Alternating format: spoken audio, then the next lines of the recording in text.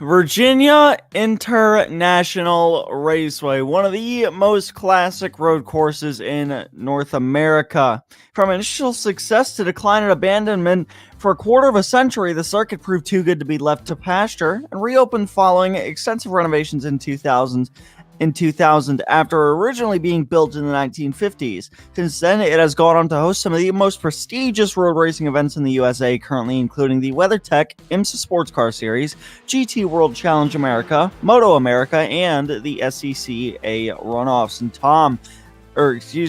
And we are here at the virtual version of this racetrack. My name is Alex Andersen.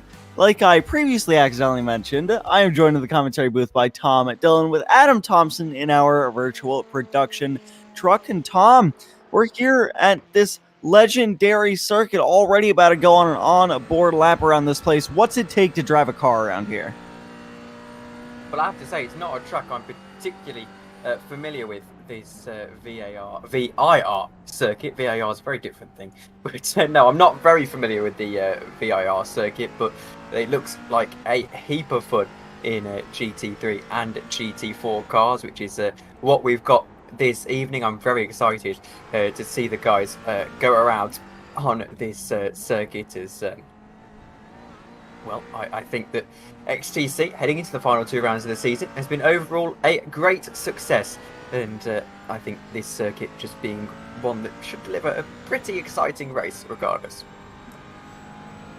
Yeah, definitely. As you can see, the times are pretty close throughout the field of both series. And real quickly, before we go any further, I figure I might just mention something. If you see Will Coffey up there in the 457 car, any cars that are in the 400s range, they are not here for actual points. They are simply guest cars, and they will not count for points. They will count for points for the season finale at Le Mans, but here at VIR, they do not count for points. So they are just here simply as guest cars. But Will Coffey already showing us some pretty decent muscle here, but still about 2.5 seconds off Edoardo Pecorini. And Edoardo Pecorini is really the class of this championship, isn't he? We saw him wrap up that title in AMS the other day, didn't we, Edoardo Pecorini? Oh no, that was... Never mind, it's not Edoardo Pecorini. I'm going absolutely mad. It's Edgar Sancinelli. It's not my finest moment. But anyway, regardless, Edoardo Pecorini, back to the man at hand, is a very talented driver, much like Edgar Sancinelli, hence I get them confused. They're both imperious in their relative series, and always exciting to see Edoardo Pecorini have a race. And, well, he's looking like he's going to wrap up this championship as well as we head into the final two rounds. Yes, before we start... I apologise. Excuse me, what did you say there? He's already clinched it, Edoardo Pecorini. It was in that round that we missed because of Adam's wedding. He was able to clinch the championship. So I apologise about that. Never mind. Soon to clinch the championship, Edoardo Pecorini has already done it. Well, yeah. Actually, I would not have known that, so thank you for that detail, Tom. And actually, I was looking at who won the race. I was getting ready to say Edoardo Pecorini, and actually, it turns out that Eddie Aguiar actually took the GT3 win last 2 weeks ago at Spa, with Robert Schwenkler winning the GT4 class. So I don't think Eddie Aguiar is here tonight, but maybe some late season muscle from him. No. Eventually, as we see the points heading up on to the screen, and this is going to be fun as Edoardo Pecorini leads the way. Of course, he is the champion in this series. Wrapped it up in the previous rounds and ready to go into the last two rounds, hoping perhaps for a double victory. Bobby Ross is in second position with Alec Bergstrom in third. Then it's Kerry Cantera from Chad Seep, Josh Clogg, Frank Apper, Eddie Aguiar, Robbie Shin, and Eric Whitner rounding out the top 10. It's only 9 points between Shin and Whitner, by the way. Keep an eye on that as we quickly jump over to the GT4 standings. It's Robert Schwenkler leading the way there. He's having a bit of a championship battle with Paul Mikolajczyk, isn't he? And the question is whether those two are going to continue to have this battle, as well, Robert Schwenkler has the ability to wrap up the championship this evening if he has a solid showing tonight. Yeah, and I mean, that's one of the most important things here is especially for Robert Schwinkler. I mean, he's 2 seconds ahead of Paul Mikolajchik off qualifying pace right now, but we know Paul usually picks up his pace during the race, so I wouldn't be shocked if Paul keeps up with Rob during the early stages of the race. So Schwinkler's just going to have to look for just max amounts of speed over the course of 45 minutes around this 3.27 mile racetrack just to try and maximize his points gains. That way he has a really good shot heading into the race 2 weeks from now at Le Mans. Yes, and another note that I've been given about the GT4 class is that Keir is only 13 points back from Turner, which is what he needs to grab P3 in the championship. Neither of those drivers, I believe, are racing tonight, so that one's going to have to go all the way to Le Mans, the 1 hour and a half race we've got coming up in 2 weeks' time. And oh dear, that's Edoardo Pecorini, and that is probably not going to be too consequential given his gap at the top of the standings. However, it will certainly slightly hurt his pride. I'm not going to lie to you, that might have been the first time I've seen Edoardo Pecorini make a mistake. It was through the S's, it looked like, maybe through the heading down towards Oak Tree, just loses it off that final corner, slow rolls it through the grass back onto the racing surface, and I assume picks up the throttle once more. No harm, no foul, just a little bit of lost pride like you mentioned. But here we go, we can officially list off your starting lineup for tonight, so we'll see if we can get that up. Here it is. Edoardo Pecorini takes pole once again by just barely almost 2 seconds there, with Kerry Cantera matching him on the front row. Will Coffey is there in third, about 2.5 seconds back of Pecorini. Then Chad Seep is there in fourth. Then Cody Vervinkt in fifth. Michael Hillier in sixth.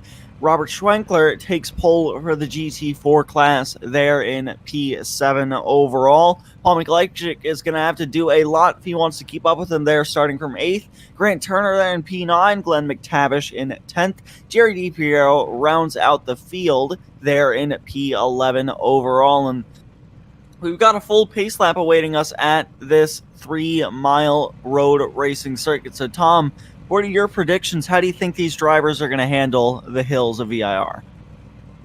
Well, we know that Turn 1 is going to be an area that's particularly difficult. It's a track that's quite thin as well. To think that IMSA are able to race here with 3 or 4 different classes. I mean, nowadays IMSA runs the Hypercar, LMP2, GT3 and LMP3. To think that they're able to get around here so well is quite unbelievable. But Turn 1 particularly going to be something to watch out for. But the pure attrition of a race like this, 45 minutes, isn't an endurance race by any stretch of the imagination. However, when you've got grass, and we know how difficult grass can be to navigate in iRacing, particularly if you dip a wheel in more than other sims, that is essentially game over and a one-way ticket into at least a spin, probably the barrier as well. But no, it's going to be very difficult for these drivers to navigate. But I suspect Edoardo Pecorini will do it quite well, and I tip him for the win today. And there's also another thing that has to come into play. Like you mentioned, it revolves around the grass being on all sides. There pretty much is no runoff at this track. If you go off, it's just straight grass that you have to slowly navigate through and then bring it back onto the racing surface. So another easy mistake to make is, I know I definitely made it before, is braking while either your left or right sides are on the grass. It's a very easy mistake to make, as when you approach the corner, you almost don't realize that your tires are in the grass. But if you try and brake while your left or right side tires are both in the grass, it's just, you're going to go straight around. There's just nothing you can do. And it's so difficult to realize when, say, going into Oak Tree, you have the left sides off track, you hit the brakes and the car just comes right around. Yes, and particularly if that happens in the first couple of laps. We haven't got a huge field out here this evening. We've only got, I believe, about 12 cars running, if my 11 actually. So pretty good estimation. I'll take that. Is you know, if you go around, regardless of the field, in Turn 1, you're just going to, on a track like this, get yourself into all sorts of bother and perhaps cause a bit of carnage. It was last time out that we were able to broadcast 4 weeks ago at Watkins Glen, wasn't it, where we had that huge crash caused by, albeit not the grass, but something reasonably similar in the GT4 category. And it took about half of the field out, didn't it? And this is a much smaller track than Watkins Glen. Yeah, and if I'm not mistaken, I do remember one car literally flying over the guardrail and out of the racetrack, sending them straight back to pit road. I'm not sure who it was. I believe that it may have been Grant Turner in his number 39 Aston Martin, which if he is, I'm not sure where he finished it, or Porsche, excuse me. I was looking at Glenn McTavish's Aston Martin there. That Aston Martin is blocking that Porsche from where I was looking, so my apologies. But I mean, probably just trying to look for some sort of recovery, especially in the point standings after that. But speaking of points, this man up here is clear of it all. Absolutely. We've already said that he is the champion, Edoardo Pecorini, and the real question is whether Robert Schwenkler is going to be able to wrap up the GT4 championship today. Unfortunately, we all know why his main championship rival, as we got into the season, was unable to continue racing. But since then, it's been not smooth sailing for Robert Schwenkler. However, he can top it all off tonight. A superb season from him. And I do wonder if he is going to be able to wrap this one up. However, Alex, I'll throw over to you as they're just about to round the final few corners for the start of the race here at VIR. As the iRacing safety car dives into the safety of the pit lane, now it is all to the drivers as they await the green flag from the starter stand. And it looks like the green flag is out and we are racing at Virginia International Raceway. Pecorini there with a fantastic start. Cantera going to immediately begin the chase side by side there for third between Chad Seep and Will Coffey. Almost 3 wide into the first corner. Chad Seep on the outside trying to make this stick. And it looks like he will. A bit of a bobble there from Will Coffey as they head to the first corner. Now the GT3 field single file for the most part. And Paul Mikolajczyk immediately takes over the lead from Robert Schwenkler. But Grant Turner's around in the first corner. Yeah, so it's disappointing for Grant Turner, but with the 5-car field, there's still plenty of opportunity for a good result, as it looks like there. Was he a victim of the grass, or did he just put a boot full of throttle into it and it went round? A bit unusual for a car with traction control, but looking a little bit sluggish at the moment is Grant Turner. Paul Mikolajczyk, by the way, in the meanwhile, has got away from Robert Schwenkler. However, Schwenkler will be looking to come back at him in vengeance if he can, as soon as possible. These two are having a right old scrap. I would reckon this race is really going to start to pick up on the backstretch after turn 11 and 12. Known as Oak Tree here. Mikolajczyk going to defend the inside as they head into this double apex hairpin. And it looks like he will maintain that as they head off the corner. Robert Schwenkler with the better run off. Now this is where the race is going to start. It looks like Schwenkler not going to push him down the straight. He'll go for it as they head down the back straightaway towards a roller coaster. It looks like Schwenkler getting out in front as they head up and then back down the hill into the braking zone. Along a straightaway here as they make the left turn into the corner, onto the brakes now. Side by side, they make contact. Schwenkler sends Paul Mikolajczyk spinning, and that is going to send him tumbling down the order, and that might just wrap up the championship for Robert Schwenkler. Well, the controversial way to wrap up the championship. However, Paul Mikolajczyk into the wall. He's going to have to use the one fast repair that he is entitled to. You would expect that is bitterly disappointing for him. Now joins Grant Turner at the back of the field. And, well, I'm pretty sure to say that with Mikolajczyk now crawling his way around this racetrack, he's going to be all up against it. We see Will Coffey, the guest driver, trying to get through. He's going to get through, as that is Chad Seep into the grass and allows Coffey through, as well as the guy behind him as well. That's Vernick, who is able to sneak his way through in that lovely Martini liveried car. I love that livery. That is a very beautiful car, and he'll be chasing down Will Coffey as these guys head towards turn 11 and 12. Oh, very loose. Now he's off track. Incredible save from him. That's going to allow Chad Seep back into striking distance here, but that was absolutely incredible driving to keep that Porsche under control.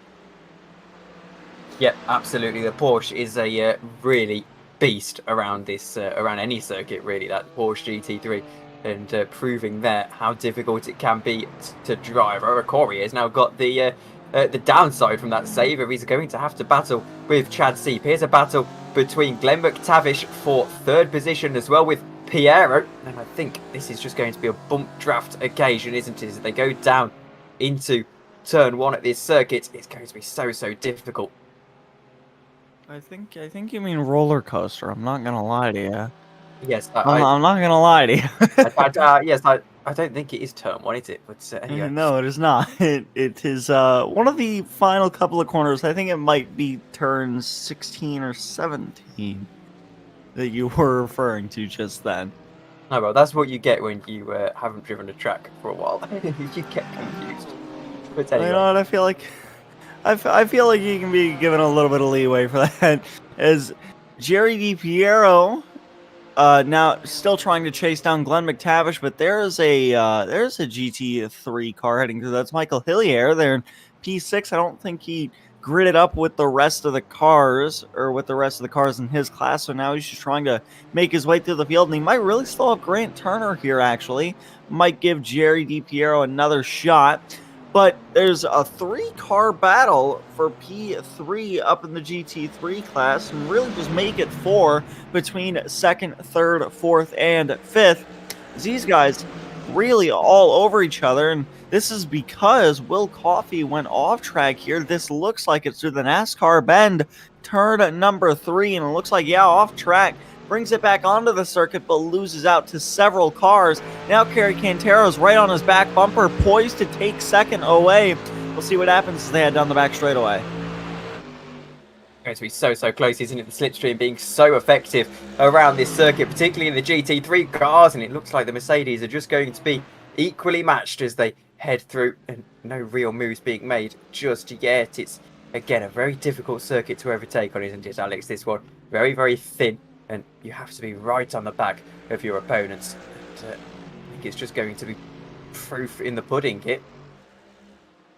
Yeah, I think there are 3 key overtaking spots on this racetrack as Jerry DiPiero are going to get another bite at the cherry here as they head down the hill towards Roller Coaster. We'll see. There was a collision on lap 1 here. There won't be a collision on lap 4 here as Jerry DiPiero is going to take that spot away from Glenn McTavish, I would reckon. Glenn going to really fight for it, though, as they head into Hog Pen and back down the front straightaway. Absolutely, that is a good move from Glenn McTavish, or Jerry DiPiero, I would just say, as he just about got his way around there, and very pleased with that. Here's Will Coffey really struggling along, isn't he? Will Coffey, that's a guest driver for the Wrong Stuff team, just into the grass once more. And it's going to be a very frustrating and long evening for him if he continues in this fashion. Just going to have to put some good laps down now. And I think his goal is, it's only 5 seconds or so up to Chad Seep in 3rd position. That's got to be his realistic goal here, hasn't it? Get yourself back up into a podium position and then see where you go from there. But plenty of time to get back into this race for Will Coffey. Just has to settle down, I think. I would reckon it's probably going to be his goal, just trying to get himself back into the podium places.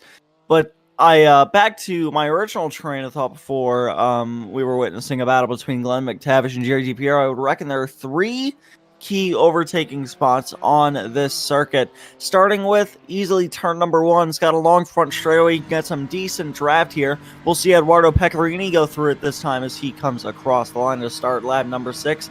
You'll see almost at max speed both of these cars, both the GT3 and GT4 cars, come into here. Then it's a hairpin that widens on exit, and you can definitely go side by side through here. Then I would reckon everybody single file through here for the most part until you get to the next corner of the racetrack. The closest car coming to the corner that I'm going to mention is Paul Mikolajczyk. He'll be heading through the S's and then towards this hairpin. It's a double apex hairpin, and the second half of it is known as Oak Tree because of the large oak tree that sits right on the inside of the corner. Paul Mikolajczyk heading through that right now, and then we'll see if we can pan over to him real fast as he's heading off that corner down the back straightaway. Here's Paul Mikolajczyk. He just passed this corner, now heading down the back stretch, and he'll actually, if we can stay with him, or here we go. Here's Eduardo Pecorini. So I'm giving our producer a little bit of fun. All right, I gotta make his job interesting back there. We already unplugged his microphone. We're good. But Paul Mikolajczyk now heading into the third and final key overtaking spot, I would assume, and that is roller coaster. So it's a large braking zone after that back straight. The thing is, it's not that safe to pass there. As we saw, the reason why Paul Mikolajczyk is down this far is because he tried to race Robert Schwenkler through that corner on the first lap, but somebody's off track there. That looks like, I want to say that's Will Coffey once more. Looks like he's just our the class lawnmower, I would say, just having some fun back there in that Mercedes. And he ended up going off track once more out of Oak Tree after racing with Corey Vervinkt for a lot of it. Here's Paul Mikolajczyk once again ending through turn number 1. As it looks like here's Corey? Yeah, because I could have sworn it's actually Paul Mikolajczyk going wide. You can see there, not a great day for him so far, unfortunately.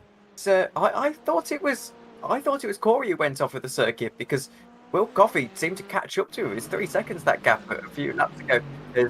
Here we see apparently they both went off track. So we saw that a little bit earlier on, didn't we?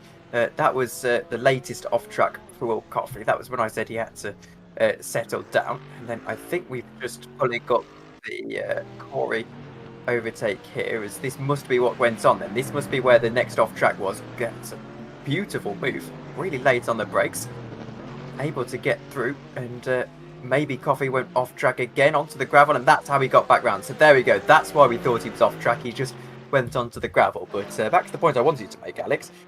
These Americans are very creative at naming their corners, aren't they? Oak Tree because there's an oak tree on the left hand side. Roller coaster because it's a little bit up and down. Hey, all right. Do we want to start the debate of why schedule is pronounced schedule? Because we can right now. All right, we can start the battle over word pronunciation right now. All right, we'll see if we can stray away for that one for a little bit. We may have a boxing match over that, maybe a little later. But oh, that is a wonderful segue from our producer, by the way. I am gutted that his microphone isn't on. As he said, speaking of boxing, trying to get us back on track is the for once actually this would be a miracle to many people. For once, Adam Thompson bringing us back round onto track, and he said that speaking of boxing, it should be happening round about now. So I'm going to quickly check my race notes. Well, the race notes that have been wonderfully prepared for me, and just as that's damage on the number 12 car, and that's pretty dramatic. But if we have a look at the max fuel, it's 30%. Here's what happened then to Corey Vervinkt, as he just went straight off, and that is a dramatic accident, as that can really create you a lot more problems than you need, and gives you a black and orange flag as well. Eduardo Pecorini as well, apparently. Oh, this is really unlike Eduardo Pecorini. That's a spin. That might be the first ever mistake I've seen from him in a race. And I'm not sure if he even lost the lead from that. I don't think no, he didn't, because he is really far ahead. So didn't even cost him the lead. He still has a 10-second gap to Kerry Cantera. And I gotta say, we were talking about Adam making the point about boxing, right? He said that, and I was thinking about, since when do cars punch each other? I got so confused. And then I realized when we were on the replay, he was talking about cars in the pit lane. All right, so I get it, right? I'm smart. All right, I'm too smart. All right, so Robert Schwenkler leads the GT4 class from 15 seconds to Jerry DiPiero, and he should be coming in this lap for a fuel stop. We'll have to see. I'm hearing word from our producer, so see if Rob comes in this lap, as I reckon the GT3 cars are definitely going to have to pit soon. That is Jerry DiPiero around in that golf-coloured BMW, and that is frustrating for him, down into the third position and probably just licking his wounds a little bit. Let's have a look what happened. I said this was going to be an attritional race, and this is what we're seeing here. Is it that grass? I think it might be. It is that grass. It's exactly what I said would happen, and unfortunately, it's what's happened to Jerry DiPiero. Now, I have a quick question for the floor, as I just am trying to work out the points here so we can figure it out between Robert Schwenkler and Mikolajczyk, to see if Schwenkler would wrap up the championship this evening. Are the double races, the 90-minute races, do they count as double points? Because if so, that no, same amount of points I'm hearing in my ear. Okay, so that should give us a little bit of insight into whether Mikolajczyk will lose out on the championship at the moment. And to be honest, with a 27-second gap, I think unless something happens to Schwenkler, well, it's going to finish as it is. So pretty much what we're hearing is if Rob wins this race, he wins the championship. So I reckon Paul Mikolajczyk back here is just preying on the downfall of this number 235 car. But if Robert just cruises up here, you know, doesn't push that car too hard, just minds his business, I think he'll be champion by the end of this race. Yes, well, looking at the points, it appears that it's not quite as simple as Rob needs to win the race. If Paul Mikolajczyk was to finish second, then by my reckoning, it would just about go into the final round. They would need Robert Schwenkler to DNF from that race. However, as it stands, the points, the gap would be well over 35 points, and with 35 points available after this race, it would be Robert Schwenkler winning the championship. So Mikolajczyk right now is out of contention, unfortunately, but he's still soldiering on, and you never know, if Robert Schwenkler suddenly DNFs from this race, then the equation looks a lot nicer for Paul Mikolajczyk, who, and fourth, would take 17 points. Is Chad Seep into the pits now for the first time tonight, and that number 73 car, so the GT3 cars are going to have to pit several times during this race, it looks like, with their limited fuel load. So that's going to be the first of the actual green flag pit stops, minus Corey Vervinkt coming into the pits for that damage after he missed the roller coaster corner. So yeah, here's Chad Seep, and it looks like we were having to stare at him through another cruise tent there for one moment, but now he's back on the racetrack, still in P4. Hillier didn't get around him, neither did Vervinkt, as both of those drivers quite far behind him. Speaking of Hillier, let's pay him a visit. He's doing a little bit of lawn mowing out pen there, as now we'll see the GT4 class leader come up right behind him. He gets that BMW that's about the size of Jupiter, I would say, heading down the front straightaway. Nothing against him, just the BMW's very wide cars, you know what I mean? It's no need to fat shame some GT4 cars. They've been trying their best over the last few years to get that size down at BMW. But anyway, he's Hillier in the he's at BMW, isn't he? Yes. And the GT3 car is absolutely well, it's the GTE actually that's the one that is the subject of all those memes at Le Mans. But the GT3 is a pretty wide car as well, second only to the Bentley. If you've seen that Bentley GT3 car, Alex, which I imagine you have, that thing is a beast.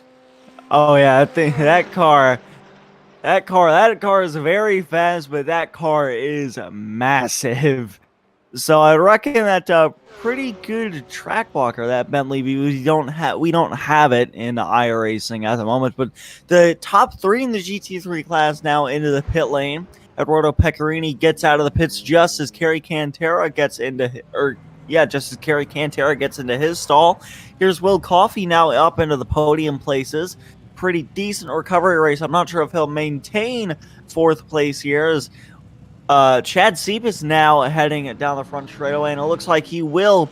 Chad Seep will take over P4, and he might actually get P3 over Kerry Cantera for his troubles, and it looks like they will. They almost go side by side into turn number one, but Kerry Cantera just barely maintains that spot. Just about that, and it's such a close race here between these two. As we mentioned, this circuit being one that is particularly difficult in Cantera, with a huge moment out of the corner in the 333 car, struggling ever so slightly with that pressure from behind. And I think it's one of those circuits that just lends itself to creating pressure. We've seen more GT4 runners, namely the leader of Robert Schwenkler, into the pits, as is the BMW in GT3, that guest entry, the 412 machine. But Cantera still having a battle. That's the point I was trying to make. I think this is one of those circuits that lends itself to pressure building. It's an element of racing that is so interesting to watch when it's done correctly. We've seen guys like, I believe, Eduardo Pecorini at some stage in this season building pressure so well, where you just stay on someone's back, show your nose at every opportunity that you can, and eventually the mistake's going to come. I think that is one of the only ways you can overtake around this circuit. You have to make sure that the guy ahead is prone to those errors.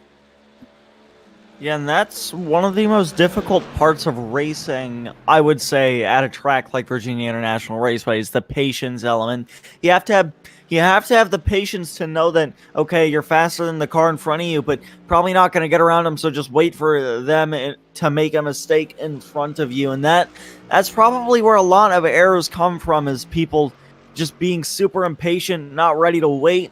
And then that's where they go for like really, really dive bomb moves to the inside of other cars and end up taking themselves out. But here's a replay. This is for Corey Vervink through the NASCAR bend. He went super wide here and straight into the tire barrier. That's going to be his second contact with the tires tonight. So I'm not sure, that might end his race here if he isn't careful. As now we're looking at Kerry Cantera's Glenn McTavish. Now, it looks like Paul Mikolajczyk hasn't come into the pits yet, but Paul Mikolajczyk just got around Glenn McTavish, so I'm not sure if Paul is that far up off of maybe the pit cycles, or maybe he just clawed himself that far up, but if he did claw himself that far up, really impressive from him. Yes, it's definitely pit stops, because I highly doubt Mikolajczyk is going to actually be there on pace, given that it was about 40 seconds the gap, and whilst it says he's got a pit stop, I think it's far too early, that pit stop, as it was the pit stop for damage. So in essence, he hasn't pit yet, Paul Mikolajczyk, by my reckoning, or will at least have to pit again, because his pit stop was way too early to go to the end. And I have to say, on the note of that crash that we just saw, Alex, I maybe shouldn't admit this at the designated colour caster, but I did drive iRacing for a very rare occasion for me to actually drive iRacing today. I was turning some laps in the Aston Martin GT4 out into Lagos when I was sort of bored and had an hour to kill. And what shocked me was how bad the damage model affects these cars, particularly the GT4s. I haven't been able to drive any GT3s in iRacing just yet, but if you go into a barrier at a speed in many other sims that would probably just give you a little bit of aero damage, all of a sudden it's almost undrivable car suspension damage and a black and orange flag as well. So the damage model for crashes exactly like that one that we've just seen the BMW get himself into, they are pretty dramatic.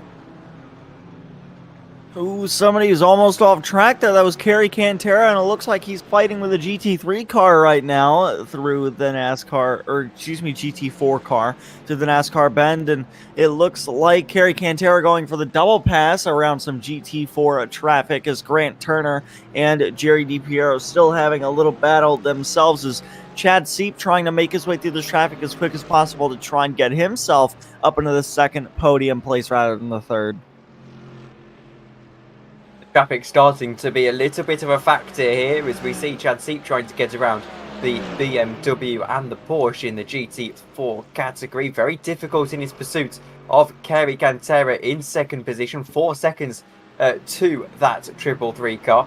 Headlights ablaze on the Mercedes and really struggling to get through this traffic. You want to be aggressive, but you don't want to take anyone out, of course, and that is a perfect mix of aggression and risk assessment, as he really had to get his elbows out there, did Chad Seep. But when you are losing touch to a guy ahead, as we see Kerry Cantera sailing off into the distance, and of course you've got Will Coffey behind, you need to put those cars in between the two of you, and if it means making an aggressive move, well, sometimes you've got to take it.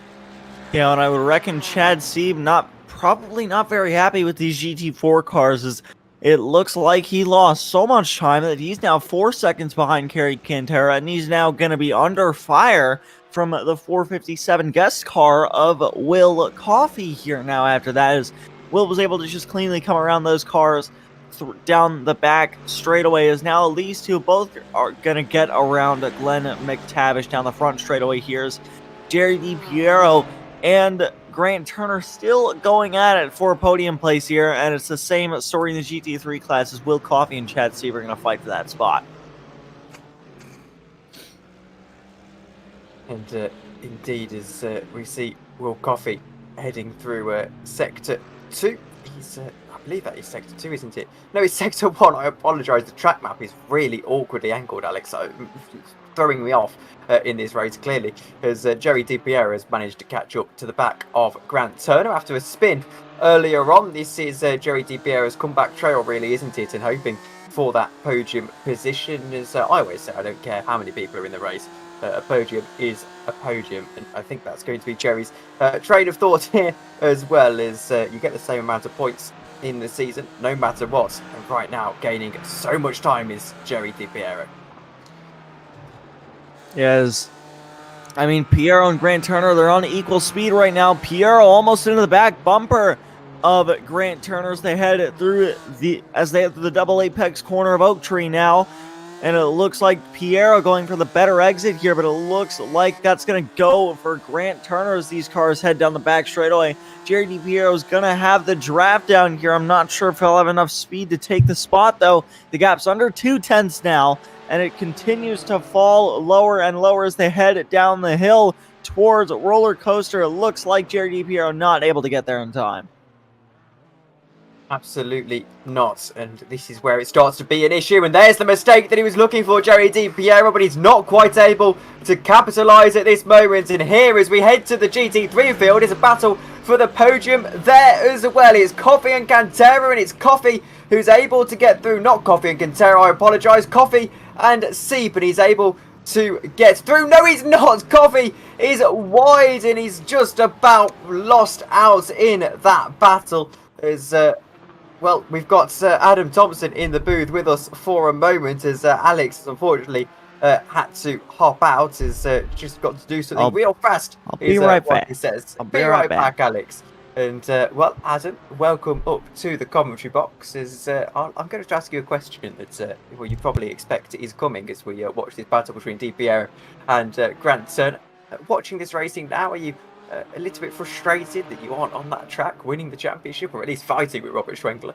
Yeah, I definitely wish I was there fighting with those guys, but you know, it is what it is, and the racing that I've seen tonight obviously makes me wish I was there even more, but it's really awesome to see this battle between DiPiero and Turner has been going on now for about 6 laps, and you know, the racecraft between these two drivers is pretty insane. And about Will Coffey, while we're on the racecraft, this poor guy, I cover him in another league, the Wrong Stuff Racing League, as you know, Tom. We've covered him in an endurance race once or twice, and he's you know, he definitely has the skill to pilot a GT3 car around here very well. Maybe a couple tough breaks for Will. He gets ahead of these guys. Makes a couple mistakes, and it's just amazing to me how many mistakes some of these drivers are making on a track that, you know, is pretty thin, like you were saying and you were talking about, but it's pretty long as well. So to see some of these drivers making some mistakes, and most of these drivers are making mistakes in the same spot, so you know, you wonder how much of that has to do with pressure, you know, because we've seen Will get past Kerry here a couple times, or Chad, and then just have to turn around. He gives it right back.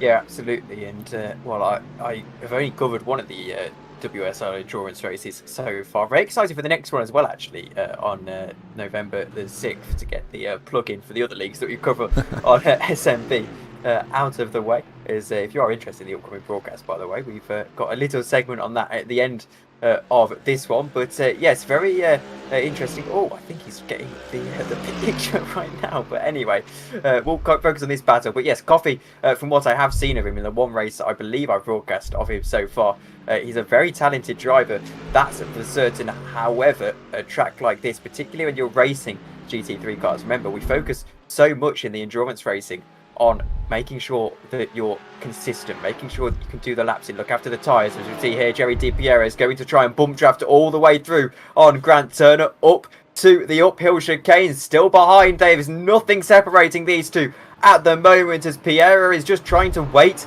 for that opportunity. He's got about 15-16 minutes to get this done, and he's going to have to wait for yet another moment. As we thank Adam for joining us, by the way, as Alex Andersen is back in the booth. But just to finish off my point, you're so focused on being consistent and making sure the tyres and the fuel is all good in a GT3 car, that actually when it comes to just putting in fast consistent laps over the course of a shorter 45-minute race, that can sometimes be a little bit more difficult than you think. Yeah, but before I let you go here and give Alex the mic back, I would just like to say that I think there may be some games being played here by Jerry DiPiero, because he's definitely had a couple opportunities down this back straight and this front straight to get around Grant Turner, but instead he's riding behind him, and look at the gap that is closed down between Turner and McTavish over the last couple laps. It was about 2.5 seconds, and it's come down to about 1.5 just due to the fact that Jerry, instead of trying to pass Turner, is pushing Turner up to the back of McTavish, and this may become a 3-car battle before the end of this.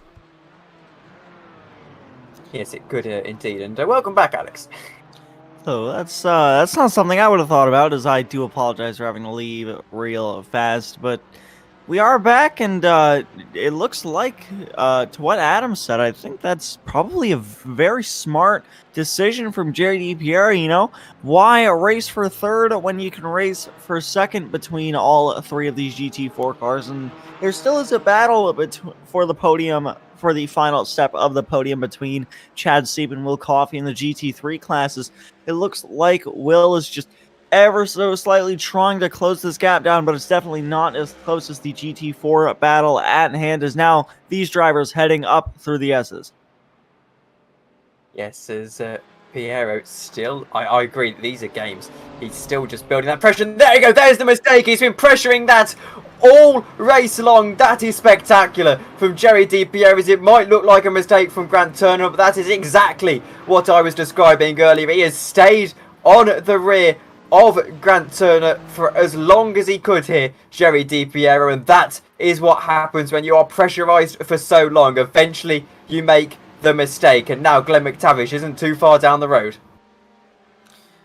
As we are now 2/3 of the way through this race, as we just crossed the half-hour mark, Will Coffey now has that gap pretty short between himself and Chad Seep, but to how this race has gone for him, I mean, I wouldn't be shocked if maybe Will can get this moved on, but might make a mistake in the very next corner, just to what this race has been like for him. I mean, he's just been so fast, but just as soon as he makes a move, just the consistency flies out the window, and he just ends up making a mistake.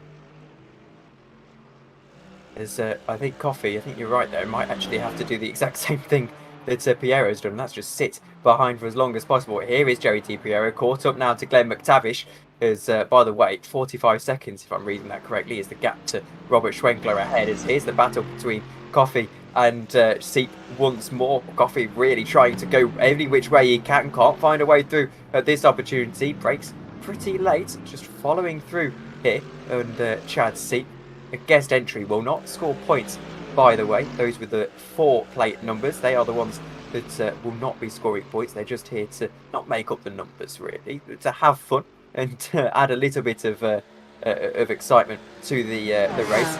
But I think the key here is that we're seeing how effective that can be when you just stay on someone's tail for as long as possible, rather than trying to manufacture a quick move. I think Paul Mikolajczyk is heading for the undercut now, is the 01 car exiting the pit lane now after what I can only assume is a scheduled stop, or no, this might be something that I missed, or it could be damage. As here's Paul Mikolajczyk going sideways. I believe that's through the corner leading up to Oak Tree, maybe turn 10 there. He ended up going around, might have wanted some new shoes after that one. And now back to the battle at hand for the GT4 class. This year's final pit stops underway for the GT4 class. Kerry Cantera into the pits and now out of them. Chad Seep will follow suit soon enough. Is Will Coffey and Eduardo Pecorini going to stay out another lap?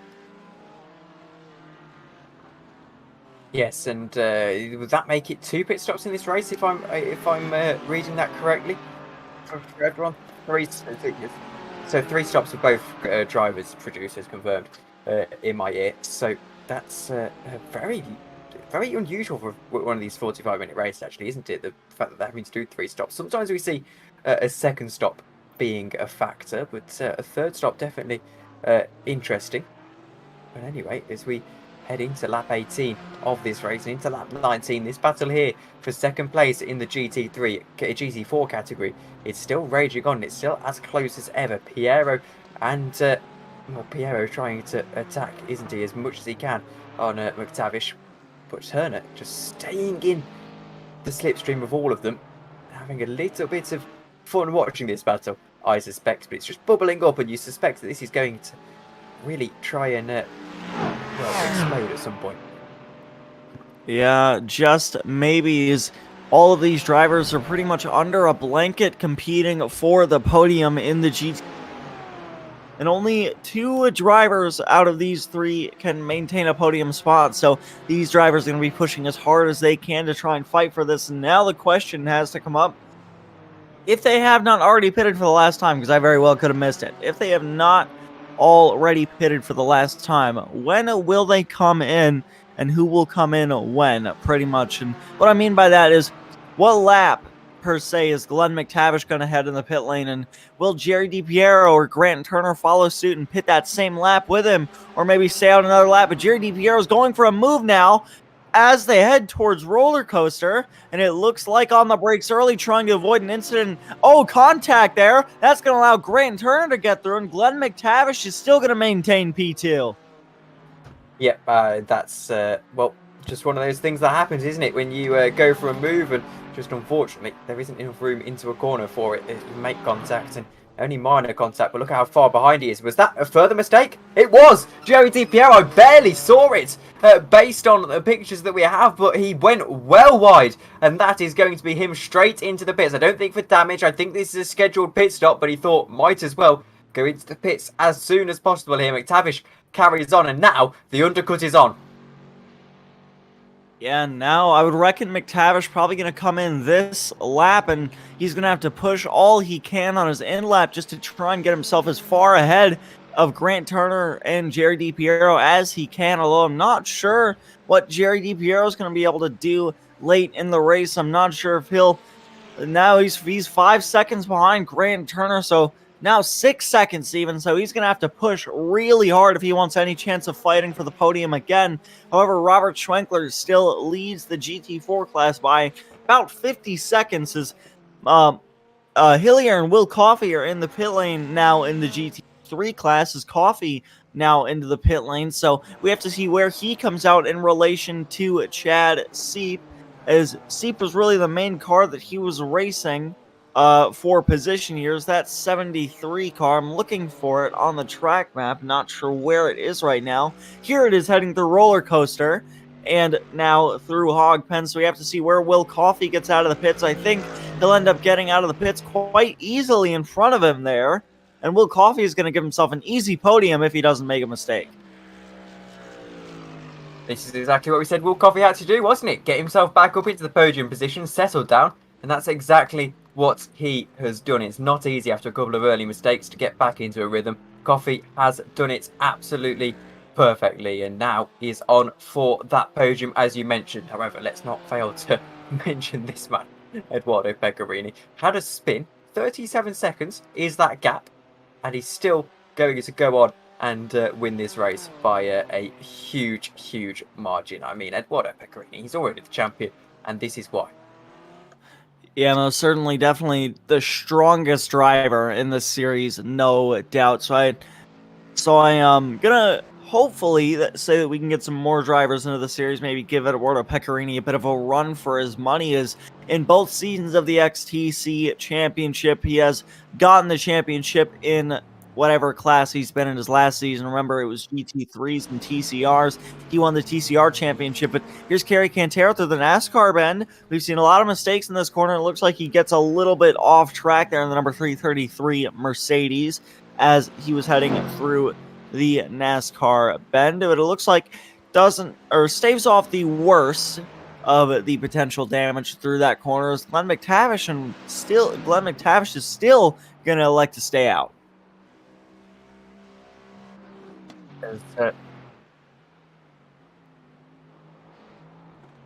So McTavish is here with a situation, Alex, where it's a 34-second pit lane time. We know that much, and it looks like the undercut's going to work as 27 seconds is the interval. So, well, I think McTavish here, how long have we got left in this race? Not 6 minutes. I'm going absolutely mad.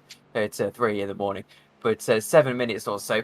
I think he's just going to have to brave this out and see if he can drag this car to the end any which way. You've got a 27-second buffer. In theory, now this is in theory, you should be able to do some pretty incredible clutch and coast and saving fuel at every single corner. How many laps have we got left, would you say?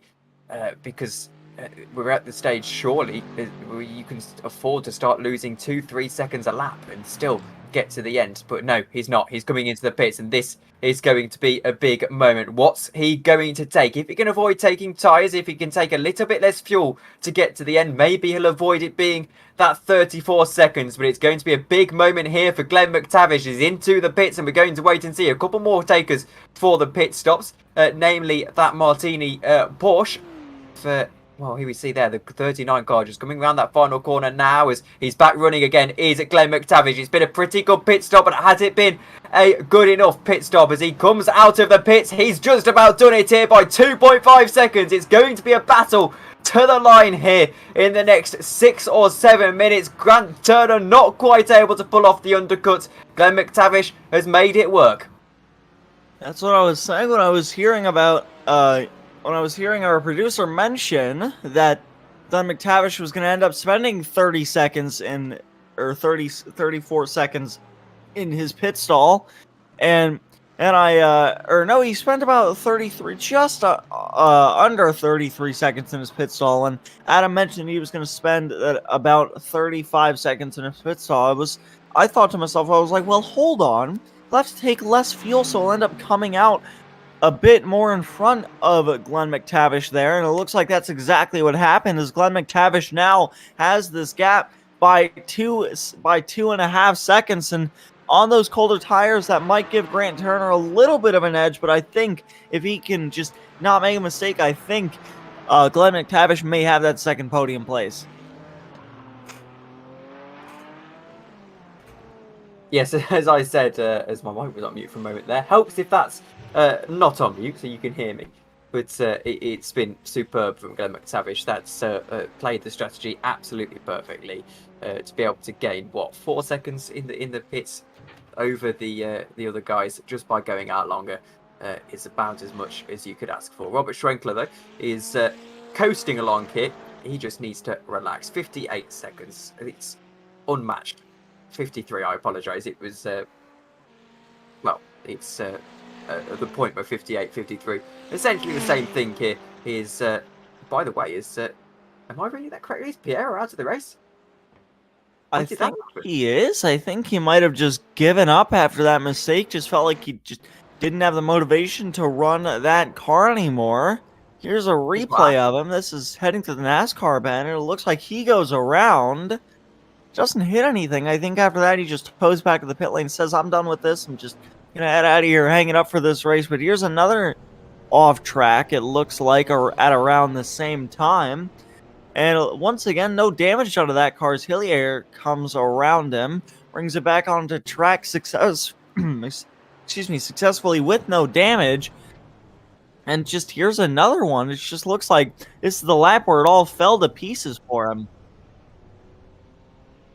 This is a cruel goof reel for Adams put together here for poor old Di Piero, but it produces, or it gives Paul Mikolajczyk 4th position. Not that it's going to matter. Speaking of goof reels, here's Paul Mikolajczyk having a slight moment. He's going to keep going, and this is just, well, you have to feel for him taken out at the start of this race, and well, I think no matter what penalty, if you are going to slap on Rob Schwenkler, I don't think it's going to matter here, as let's say he gives himself a 30-second time penalty, still wins the race. So unfortunately, just one of those things. Wouldn't have really made a difference anyway, as well, up to 4th position. The only thing that you need to know here is that he only gains an extra point as Paul Mikolajczyk than if he finished 5th. So Robert Schwenkler still, and let's not say too soon, as anything can happen yet, he's going to almost certainly be the champion.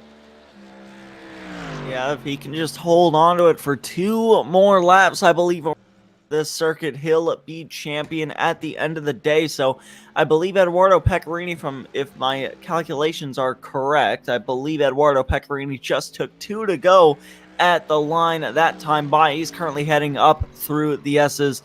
towards Oak Tree. Now is Kerry Cantera, 45 seconds behind him. Just going to get to the line now, and I mean, that's just absolutely insane. Just really goes to show you just the talent level of Edoardo Pecorini and why he's champion. I can't really fault Eduardo or Robert Schwenkler in this season as a whole. As just think about it, Schwenkler hasn't exactly had the rub of the green either. As he had a few races where his power went out and things like that. He actually said today that it was a concern for him because he thought the power would go out because it's been raining over there in Texas, I believe. Robbie's based. Yeah, he is, and he said he was concerned the power was going to go out. Now I'm going to go out on a limb and say that if his power goes out in the last minute of this race, then he'd be a rather unlucky man. I think maybe, just maybe, he'd be a bit unlucky. Just maybe. Just maybe. But Edoardo Pecorini now, in the final minute of this race, going to collect the white flag here tonight. Another dominant race from him. I mean, this just shows you why he is champion. And Tom, if Robert Schwenkler's if his power does go out in the next 2 laps for him, I think that might be the ultimate commentator's curse of the year. I mean, I would feel horrible for Rob, but I would applaud you. That is just that's a commentator's curse. That would be very impressive. I mean, I'm hoping it doesn't happen. But I'm hoping it doesn't happen. That would be very impressive. Well, especially hoping it doesn't happen, as he's been a producer for AMS all season without any power issues, and then the second he races, suddenly the power goes out. But let's pray for Robert Schwenkler's chances here, as I know what Paul Mikolajczyk's going to be praying for. But I hear it all. Wait a minute in my ear, and looks like there's going to be a battle on between Turner and McTavish. This is getting rather close. I heard an "oh, wait a minute," and that got me very concerned. I'm gonna hope that it wasn't anything bad, but it looks like you mentioned, Tom, or I think Adam wannabe mentioned it. I'm not sure, but it looks like he is closing that gap down, but just not by how much he needs to. But Edoardo Pecorini into roller coaster for the final time. Yes, Tom, it's called that because it goes up and down a couple of times. But now Edoardo Pecorini going to come down through Hog Pen. Robert Schwenkler looks like he's going to have to do one more lap unless he lets Edoardo Pecorini by. But here comes Edoardo Pecorini. He's already champion, but just add another win to the list for him. Across the line, he will come. Edoardo Pecorini wins at Virginia International Raceway. And look at how far back Kerry Cantera is. Just got around Oak Tree. And here's Grant Turner. He's 0.7 of a second behind him.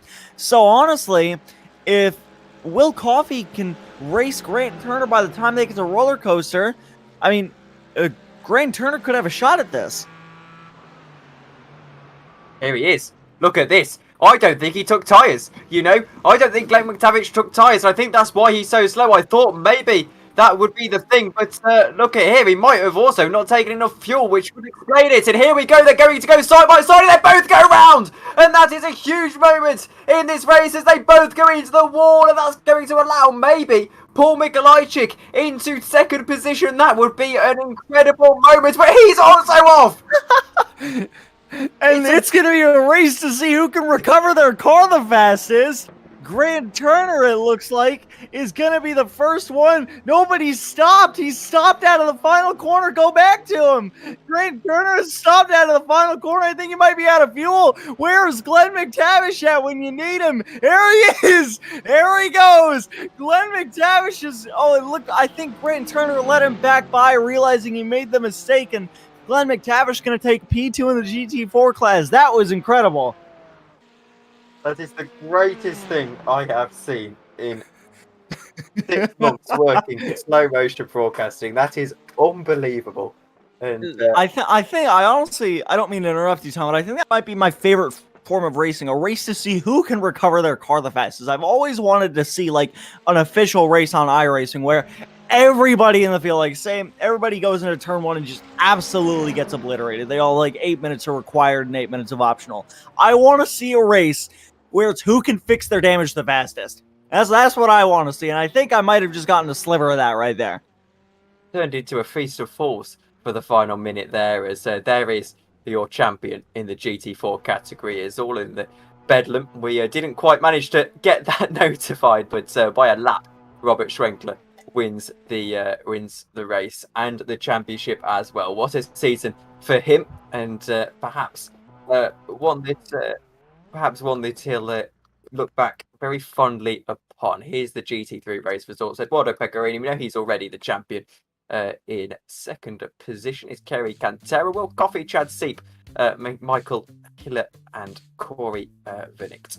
As I want to draw your attention as well to Will Coffey, as we said that he was in very good standing for, well, we said that a third position would be just about where he wanted to get back up to after that shaky start to the race, and it's exactly what he's done, so very well done to him. Indeed, here are your GT4 results. Schwenkler, McTavish, in the end, McTavish ending up in second position, Grant Turner in third, and then Mikolajczyk unfortunately falling short of the championship, only scoring 17 points in fourth. The only retirement from the race as a whole is Jerry Di Piero in fifth position, but we've got some interviews, and let's first drag in Alex, Eduardo Pecorini.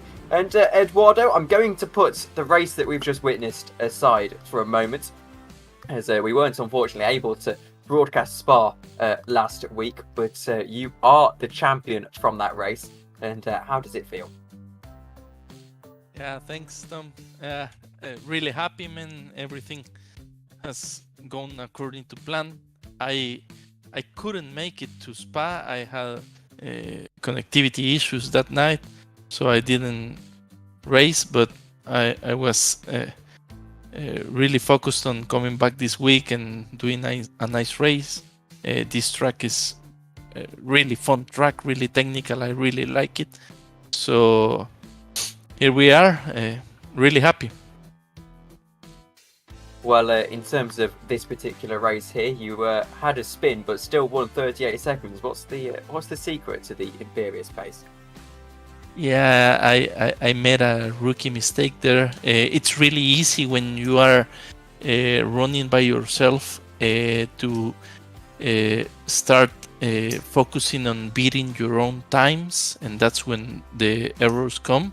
I did exactly that this time. Happily, I had enough room to pick the car again and focus again and build a gap again. But this car is well suited for the track. Like I said, I really like the track. It's a track that's really technical. So I don't know. It's just a good match.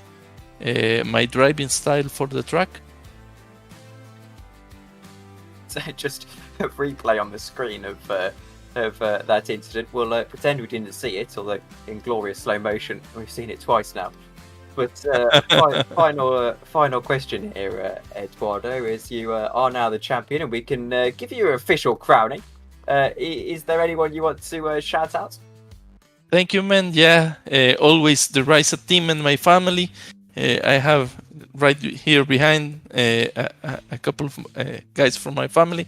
So always a big thanks for you, SMB, the professional broadcasting and everything, and to all the guys at the league, XTC, that make a really big effort to set everything up and do nice races. So thanks to everyone. Well, thank you very much for joining us, Eduardo. Thank you, Tom. We'll speak to you hopefully after Le Mans. Yeah, perfect. See you. Thank you very much. That was Eduardo Pecorini, your GT3 champion. And now we drag in Robert Schwenkler. And Rob, we didn't really get to crown you champion properly because it was absolute carnage behind. But, well, I don't think there's much more we can say about that race. You won by, in the end, I believe, a lap because of the incidents behind.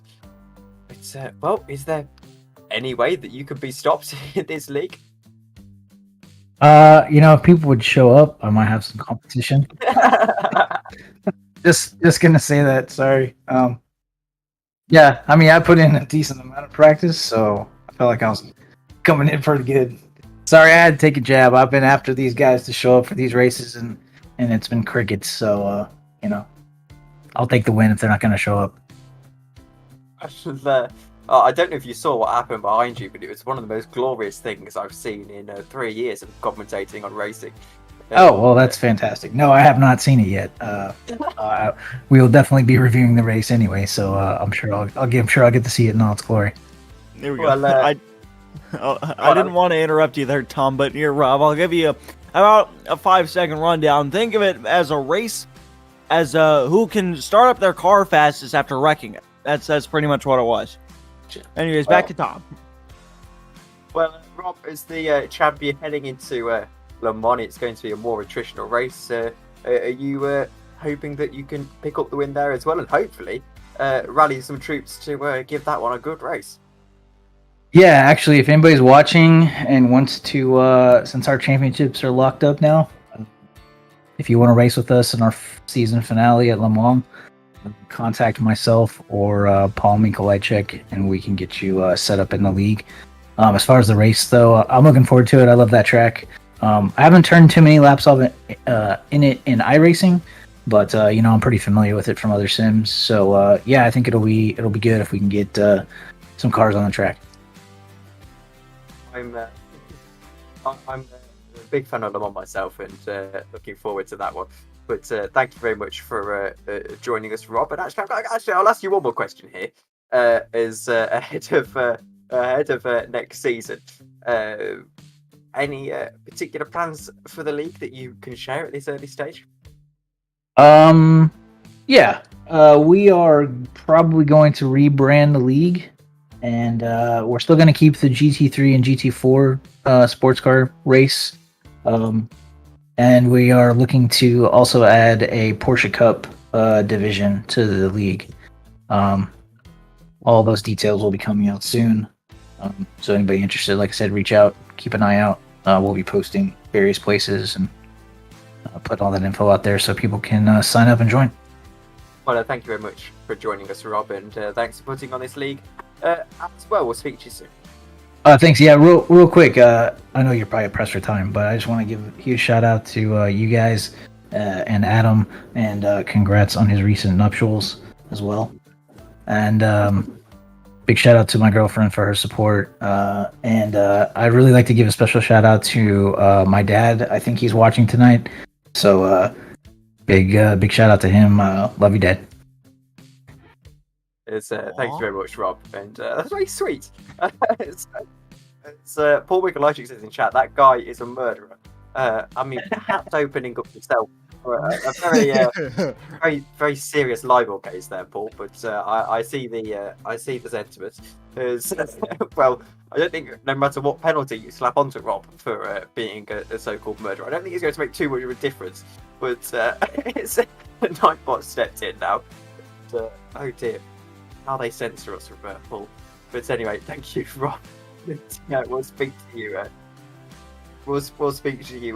We'll speak to you soon. It's Alex. I'll hand over to you to round out the stream because, well, I think if I'm let speak for any longer, I'll derail this broadcast.